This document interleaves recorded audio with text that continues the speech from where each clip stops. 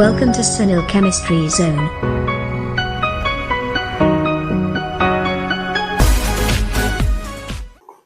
નમસ્તે વિદ્યાર્થી મિત્રો, નેક્સ્ટ આજનો લેક્ચર છે એમાં પહેલો પ્રશ્ન આપ્યો છે કોયડા નંબર 3.2 બરાબર છે. કોયડા નંબર 3.1 છે, આલેખ વાળો આપણે એની કોઈ જરૂર નથી. આ ક્વેશ્ચન છે એના ઉપર જઈએ. જુઓ તો પ્રશ્ન શું આપેલો છે, કાર્બન ટેટ્રાક્લોરાઇડમાં N2O5 નું 318 કેલ્વિન તાપમાને વિઘટન દ્રાવણમાં N2O5 ની સાંદ્રતાનું નિયંત્રણ કરીને અભ્યાસ કરવામાં આવેલો છે. પ્રારંભમાં N2O5 ની સાંદ્રતા આપણને પ્રારંભિક સાંદ્રતા આપેલી છે, જે આપણે જનરલી C0 યા R0 તરીકે દર્શાવીએ છીએ. પ્રારંભિક સાંદ્રતા 2.33 મોલ પર લિટર છે અને 184 મિનિટ પછી તે ઘટીને 2.08 મોલ પર લિટર, એટલે કોઈ ચોક્કસ સમય T આપ્યો છે, T સમયની કોઈ સાંદ્રતા આપણને ઘટીને બતાવેલી છે 2.08 મોલ પર લિટર છે. તો પ્રક્રિયા નીચેના સમીકરણ પર થાય છે. તો આ સમીકરણ આપેલું છે, N2O5 નું વિઘટન દ્વારા 4NO2 + O2 બને છે. એમાં શું કીધું, આ પ્રક્રિયાનો સરેરાશ વેગ શોધવાનું કીધું છે. બરાબર, સરેરાશ વેગ આવે એટલે આપણને ખબર છે કે ડેલ્ટા વાળું ઇક્વેશન બનાવવાનું છે. તો સરેરાશ વેગ કલાક, મિનિટ અને સેકન્ડના સમયમાં ગણો અને આ દરમિયાન NO2 ના ઉત્પાદન થવાનો વેગ કેટલો હશે. બરાબર, એટલે ક્વેશ્ચનમાં તમારે સરેરાશ વેગ પણ શોધવાનો છે અને NO2 ના ઉત્પન્ન થવાનો વેગ કેટલો હશે એ પણ શોધવાનો છે. ચાલો તો પહેલા આ જે ઇક્વેશન આપેલું છે એના આધારે આપણે સરેરાશ વેગ સમીકરણ બનાવીએ. તો સરેરાશ વેગ જેને આપણે R એવરેજ તરીકે દર્શાવીએ છીએ, તો સરેરાશ વેગ હોય ત્યારે આપણે જનરલી ડેલ્ટાનો ઉપયોગ કરવાનો. પ્રક્રિયક આપેલા હોય તો પ્રક્રિયકના સાપેક્ષમાં માઈનસ લેવાનું, નિપજ આપેલો નિપજની સાપેક્ષમાં પ્લસ, અને જે પણ એના તત્વ યોગમિતીય સહગુણાંક હોય એને છેદમાં લઈ જવાના. ક્લિયર? ચલો તો અહીંયા થશે -1/2 delta N2O5 upon delta T is equal to, આમાં નિપજ છે એટલે +1/4 delta NO2 by delta T is equal to plus, આનો તો સહગુણક એક જ છે એટલે લખવાની કોઈ જરૂર નથી, delta O2 by delta T. આ રીતનું આપણું ઇક્વેશન સરેરાશ વેગ માટે આપણે બનાવીએ છીએ. હવે પહેલા આપણને શું કીધું, સરેરાશ વેગ શોધો. સરેરાશ વેગ શોધવા માટે આપણને હિન્ટ આપેલી છે, N2O5 ની સાંદ્રતાઓ આપી છે. હવે એમાં પણ તમે જુઓ, જે N2O5 ની સાંદ્રતાઓ આપેલી છે એમાં આ પ્રારંભિક સાંદ્રતા કીધી છે. હવે એ જે પ્રારંભિક સાંદ્રતા છે એને આપણે N2O5 ની 0 સમયની સાંદ્રતા ગણી, મતલબ T બરાબર 0 સમય હોય ત્યારે. હવે સમય વધીને T બરાબર 184 મિનિટ થાય ત્યારે સાંદ્રતા ઘટીને 2.08 થાય છે.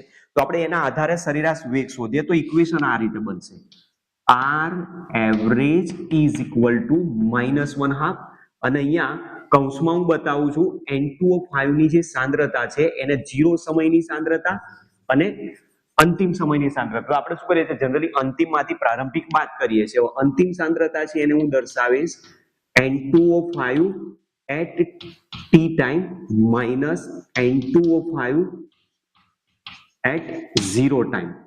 બરાબર છે, જે ટાઈમ છે આપણને અહીંયા મિનિટમાં આપેલો છે, તો છેદમાં પણ શું આવશે, T2 minus T1. હવે T2 minus T1 એટલે T1 એટલે શરૂઆતનો સમય લેવાનો અને T2 એટલે અંતિમ સમય લેવાનો. તો એ વખતની આ સાંદ્રતાઓનો આપણે અહીંયા ઉપયોગ કરવાનો. કિંમત મૂકીએ, ઇઝ ઇક્વલ ટુ -1/2, અને અહીંયા કૌંસમાં T સમયની સાંદ્રતા થાય છે 2.08 માઇનસ શરૂઆતની સાંદ્રતા આપેલી છે 2.33 અને છેદમાં શરૂઆતનો સમય T1 છે એટલે એ તો 0 અને T2 સમય આપેલો છે 184 મિનિટ. એટલે આપણો જે એકમ આવશે એ શું આવશે, મોલ પર લિટર પર મિનિટમાં આનો જવાબ મળશે સૌથી પહેલા. તો હવે આનો જવાબ કેટલો આવે છે આપણે એ અહીંયાથી ચેક કરીએ.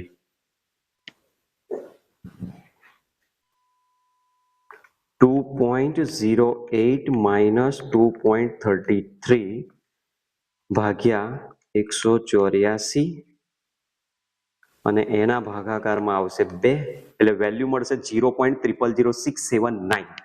Therefore R average is equal to 0.000679 મળશે જવાબ. બરાબર, પ્લસ કેમ આવ્યો, આની વેલ્યુ તમે શોધશો એટલે આ વેલ્યુ તમે જુઓ નાની છે, આ વેલ્યુ મોટી છે, એટલે જવાબ જે આવશે માઇનસ આવશે, અને ઓલરેડી આગળ માઇનસ છે એટલે માઇનસ માઇનસ પ્લસ થઈ જાય. અને આપણે થિયરીમાં જોઈ ગયા કે પ્રક્રિયા વેગ કોઈ દિવસ માઇનસ હોય નહીં, તો વેલ્યુ શું આવશે, પ્લસ આવશે. તો આ જે કિંમત આવી એને જો હું આ રીતે લખું, 6.79 એટલે કેટલા ડિજિટ અહીંયાથી ખસ્યા 4 ડિજિટ એટલે 10⁻⁴ થાય અને જે એકમ આવશે મોલ પર લિટર એટલે કે મોલર પર મિનિટ ઇનવર્સ આવશે મોલ પર લિટર પર મિનિટ આવશે તો આ પહેલો આપણો આન્સર જે છે મિનિટમાં મળી ગયો તો મિનિટમાં તો જવાબ મળી ગયો હવે જ્યારે સેકન્ડમાં જો જવાબ લેવો હોય યા કલાકમાં જવાબ લેવો તો શું કરવાનું ધ્યાન રાખજો આપણી પાસે જે એકમ આપેલો છે એમાં પ્રતિ મિનિટ લીધેલો છે પ્રતિ મિનિટ એટલે મિનિટ છેદમાં છે અને મિનિટ છેદમાં હોય તેને સેકન્ડમાં કન્વર્ટ કરવા તમારે છેદમાં 60 વડે ભાગવા પડશે તો જો એને 60 વડે આપણે ભાગી નાખીએ તો આપણો જવાબ આ રીતે આવશે therefore r average is equal to 6.79 into 10⁻⁴ upon 60 અને જે એકમ છે એકમ આવશે મોલ પર લિટર પર સેકન્ડ મતલબ મોલર પર સેકન્ડ આવશે અહીંયા બરાબર એટલે અહીંયા સીધો જો મોલ પર લિટરની જગ્યાએ મોલારિટીનો એકમ જ ડાયરેક્ટ મૂકી દઉં છું તો આનો જવાબ કેટલો આવે છે એ જોઈએ 6.79 upon 60 એટલે એ છે 0.1131 0.1131 into 10⁻⁴ તો છે તો અહીંયા ઘાતાંક બદલાઈને 1.1131 into 10⁻⁵ મોલર પર સેકન્ડ આનો આન્સર આવશે બરાબર તો સેકન્ડમાં આપણી પાસે આટલો જવાબ મળશે હવે જો માની લો કે કલાકમાં પણ જવાબ શોધવાનું કીધું છે જો કલાકમાં જવાબ શોધવો હોય તો અહીંયા જે મિનિટ એ પ્રતિ મિનિટ છે તો એ છેદમાં છે તો આપણે શું કરવાનું 60 વડે ગુણી નાખશો જેવા તમે 60 વડે ગુણશો એટલે જવાબ શેમાં મળી જશે કલાકમાં મળશે તો એ કલાકનો જવાબ આપણે આની અંદર જ લખીએ અહીંયા r average is equal to 6.79 into શું કરી દો 60 into 10⁻⁴ અને જે એકમ આવશે મોલર પર અવર્સ આવશે બરાબર તો જવાબ કેટલો આવે છે એ પણ જોઈ લઈએ 6.79 into 60 એટલે 4.074 બરાબર એટલે 407.4 છે એટલે ડિજિટ તમે 2 ડિજિટ આમ ખસી જાઓ જેવા તમે 2 ડિજિટ આમ ખસશો એટલે ઘાતાંક એટલો ઘટી જશે તો મતલબ 4.07 into 10⁻² મોલર પર અવર આવશે બરાબર છે તો આ પ્રમાણેનો જવાબ આવશે તમારે ખાલી આ બંનેનો ગુણાકાર કરવાનો ગુણાકાર કરશો એટલે 407.4 આવશે 407.4 છે એટલે તમારે દશાંશ ચિહ્નથી ડાબી તરફ ખસશો દશાંશ ચિહ્નથી ડાબી તરફ ખસશો તો ઘાતાંકમાં એટલો વધારો થાય તો 2 ડિજિટનો ઘાતાંકમાં વધારો થશે એટલે -4 માંથી શું થઈ જશે -2 થઈ જશે બરાબર તો આ પ્રમાણે આપણા પહેલા જે 3 જવાબ માંગ્યા એનો પહેલો જવાબ આ મિનિટમાં મળ્યો બીજો જવાબ આ કલાકમાં મળ્યો અને આ ત્રીજો જે જવાબ છે સેકન્ડમાં મળે છે એટલે આ રીતે આપણે આનો જવાબ લાવવાનો છે અહીંયા 1.13 આવશે અહીંયા ભૂલ થઈ ગઈ છે એક વધારે લખાઈ ગયો છે 1.13 10⁻⁵ મોલર પર સેકન્ડ જવાબ આવશે બરાબર લખી લો ચાલો હજુ એક જવાબ આપણે શોધવાનો રહ્યો છે આ દરમિયાન N2O5 નો ઉત્પાદન થવાનો વેગ કેટલો થશે એ આપણે શોધવાનો છે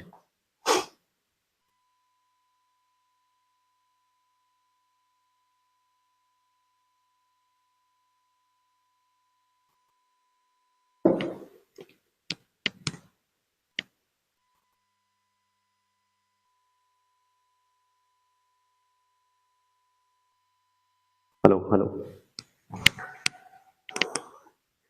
હવે જુઓ એના પછીનો બીજો જવાબ માંગેલો છે કે આ દરમિયાન બીજો જવાબ માંગેલો છે આ દરમિયાન NO2 ના ઉત્પન્ન થવાનો વેગ કેટલો હશે હવે NO2 ના ઉત્પન્ન થવાનો વેગ એટલે આપણે શોધવાનો છે ડેલ્ટા NO2/dt શોધવાનો છે તો આપણે આ બે રિલેશનનો ઉપયોગ કરીએ સરેરાશ વેગ તો આપણે ઓલરેડી શોધી જ નાખેલો છે અહીંયા પ્રતિ મિનિટ જે આપેલો છે એના આધારે જ જઈએ તો આપણે આ બે સમીકરણનો ઉપયોગ કરીએ therefore r average is equal to +1/4 delta NO2/delta T તો therefore NO2 ના ઉત્પન્ન થવાનો વેગ જેને આપણે દર્શાવીશું ડેલ્ટા એટલે કે plus delta NO2/delta T is equal to આ જે 4 છે એને આ તરફ લઈ આવો તો 4 into 6.7 9 સોરી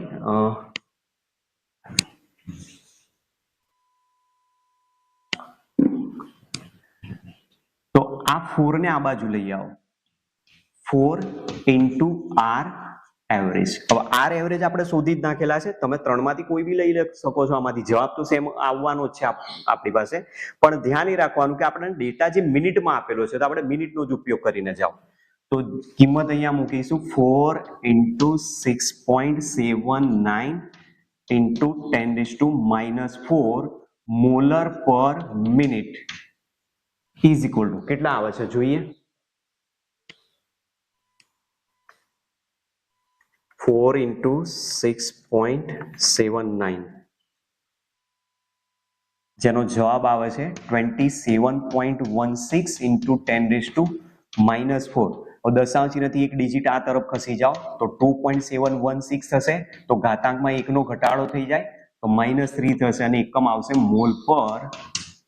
મોલ પર લીટર પર મિનિટ અથવા મોલર પર મિનિટ. તો જે N2O5 ના NO2 ના ઉત્પન્ન થવાનો જે વેગ છે કે NO2 કેટલો ઉત્પન્ન થશે, તો પ્રતિ મિનિટ NO2 બનવાની સાંદ્રતાનો દર આટલો હશે આપણી પાસે. આ રીતનો આનો જવાબ માંગેલો છે.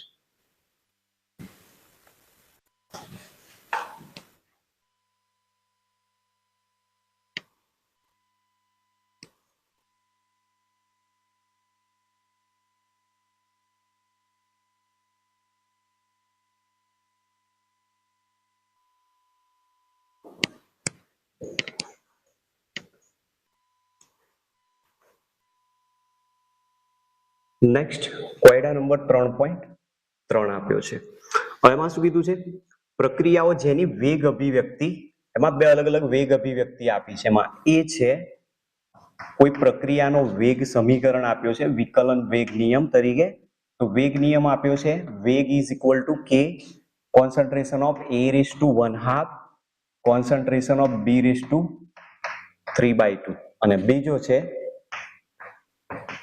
વેગ બરાબર k into concentration of a⁻3/2 into b⁻−1 છે. તો પ્રક્રિયાના એકંદર દર ગણો.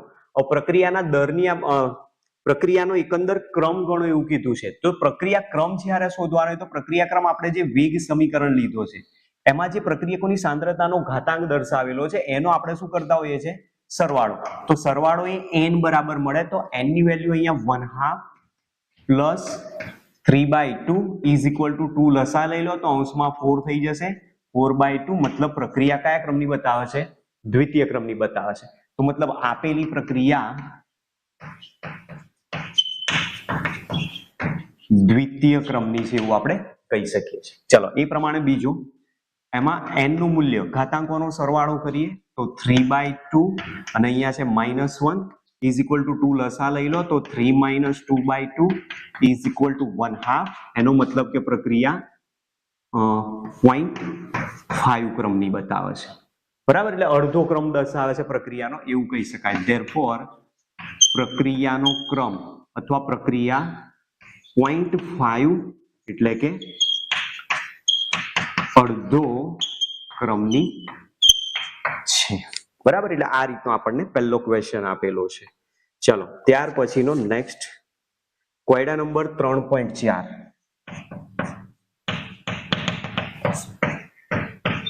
કોયડો 3.4 શું કીધું છે, નીચેના દરેક પ્રક્રિયા અચળાંક પરથી પ્રક્રિયાક્રમ શોધી કાઢો. એટલે પ્રક્રિયાનો વેગ અચળાંક આપેલો છે ને એમાંથી પ્રક્રિયાક્રમ શોધવાનો કીધો છે.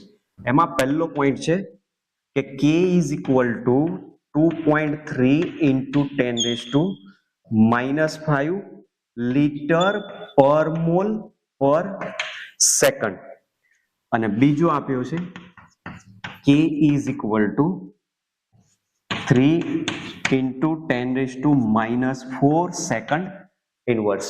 તો આપણે વેગ અચળાંકનો એકમ આ રીતે દર્શાવેલો છે. બરાબર, તમને યાદ છે કે મોલ પર લીટર (1 - n) અને અહીંયા સેકન્ડ આપેલા છે તો હું બંને જગ્યાએ અહીંયા સેકન્ડ મૂકીને દર્શાવું છું. તો જુઓ, હવે n બરાબર તમે અહીંયા 0 લઈ લો.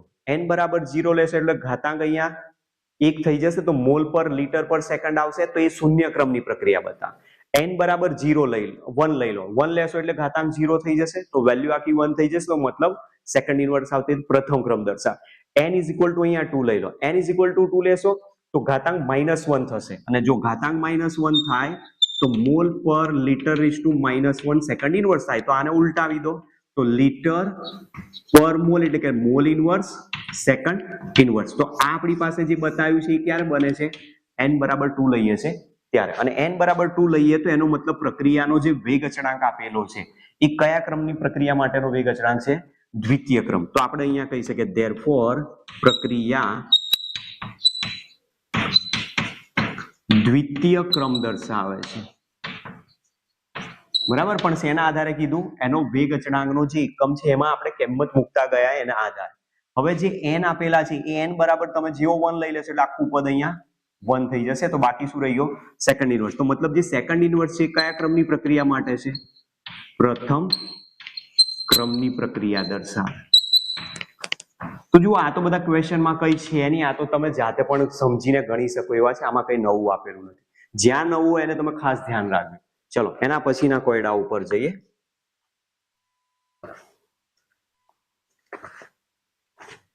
કોયડા નંબર 3.5.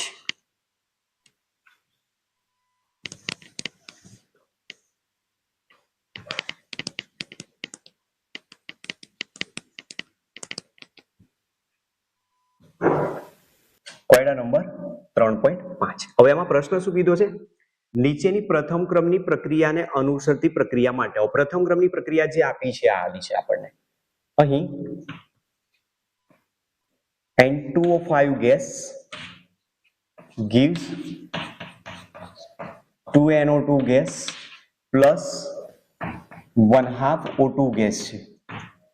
બરાબર, પહેલા કોયડામાં જે પ્રક્રિયા આપેલી એ જ પ્રક્રિયા છે, એનો આ ધીમો તબક્કો બતાવ્યો છે કે જે પ્રક્રિયાનો વેગ નક્કી કરે છે. તો આવી એક પ્રક્રિયા આપેલી છે જેમાં કીધું છે કે નીચેની પ્રથમ ક્રમની પ્રક્રિયાને અનુસરતી પ્રક્રિયા માટે N2O5 ની પ્રારંભિક સાંદ્રતા 318 કેલ્વિન તાપમાને 1.24 10 - 2 મોલ પર લીટર છે. N2O5 ની સાંદ્રતા 60 મિનિટ પછી 0.20 10 - 2 મોલ પર લીટર છે, તો 318 કેલ્વિન તાપમાને પ્રક્રિયાનો વેગ અચળાંક ગણો. હવે આ જે પ્રક્રિયા આપેલી છે કયા ક્રમની બતાવી છે, પ્રથમ ક્રમની પ્રક્રિયા છે. પ્રક્રિયાનો વેગ નક્કી કરતો આ ધીમો તબક્કો આપેલો છે. હવે પ્રથમ ક્રમની પ્રક્રિયા માટે વેગ અચળાંક શોધવાનો છે, તો વેગ અચળાંક શોધવા માટે આપણી પાસે સૂત્ર છે k = 2.303 / t log r0/rt. આ સૂત્રનો આપણે ઉપયોગ કરીને k શોધીશું. તો હવે આપણી પાસે બધી કિંમતો હોવી જોઈએ. સૌથી પહેલા તો જુઓ આમાં શું કીધું છે, પ્રારંભિક સાંદ્રતા. પ્રારંભિક સાંદ્રતા આપી છે તો મતલબ R0 આપ્યા છે. R0 = 1.24 × 10 - 2 મોલ પર લીટર. N2O5 ની સાંદ્રતા 60 મિનિટ પછી, મતલબ કે t બરાબર કેટલા આપેલા છે, 60 મિનિટ. 60 મિનિટ પછી તેની સાંદ્રતા એટલે કે t સમય એટલે RT. RT = 0.20 × 10 - 2 મોલ પર લીટર છે. તો 318 કેલ્વિન તાપમાને પ્રક્રિયાનો વેગ અચળાંક ગણો કીધું, તો આપણે શોધવાનો છે પ્રક્રિયા વેગ અચળાંક k. તો આનો ઉપયોગ કરીએ. પ્રથમ ક્રમની પ્રક્રિયાનો વેગ અચળાંક. પ્રથમ ક્રમની પ્રક્રિયા માટે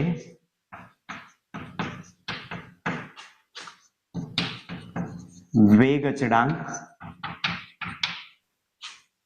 k = 2.303 / t log r0/rt. બધી કિંમત છે આપણી પાસે, કિંમત મૂકી દઈએ. 2.303 / 60 મિનિટમાં છે આપેલા, log r0. r0 એટલે 1.24 × 10 - 2 અને એના છેદમાં 0.20 × 10 - 2 છે. બરાબર, અહીંયાથી આને કેન્સલ આઉટ કરી દો તો આપણી પાસે જે બાકી રહે એમાં શું મળશે, 2.303 / 60 મિનિટ અને અહીંયા log 6.2 આવશે.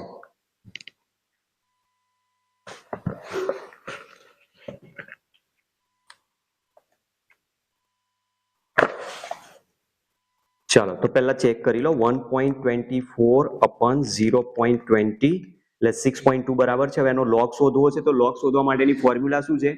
સંખ્યાનું 13 વખત વર્ગમૂળ ઓછા 1 ગુણ્યા 35 58 તો 13 વખત વર્ગમૂળ લઈએ 1 2 3 4 5 6 7 8 9 10 11 12 13 ઓછા 1 ગુણ્યા 35 58 એટલે 0.7925 અને અહીંયા છે 2.303 અપન 60 મિનિટ અને આનો લોગ મળે છે 0.7925 તો આપણે આની સાથે જેનો જવાબ શોધી નાખીએ 2.303 ઇન્ટુ 0.7925 અપન 60 જેનો જવાબ આવે છે વેગ અચળાંક k ઇઝ ઇક્વલ ટુ 0.03041 અને એકમ શું બની જશે? મિનિટ ઇનવર્સ, કારણ કે કયા ક્રમની પ્રક્રિયા આપી છે આપણને? પ્રથમ ક્રમની પ્રક્રિયા આપી છે. બરાબર, તો આ પ્રમાણેનો આ ક્વેશ્ચનનો આન્સર પણ ચોપડીમાં તમે જોઈ શકો છો 0.0304 મિનિટ ઇનવર્સ આપેલો છે. એટલે આવો પ્રશ્ન કદાચ જો પૂછવો હોય તો 2 માર્ક્સમાં આ ક્વેશ્ચન આ રીતનો પૂછી શકે છે.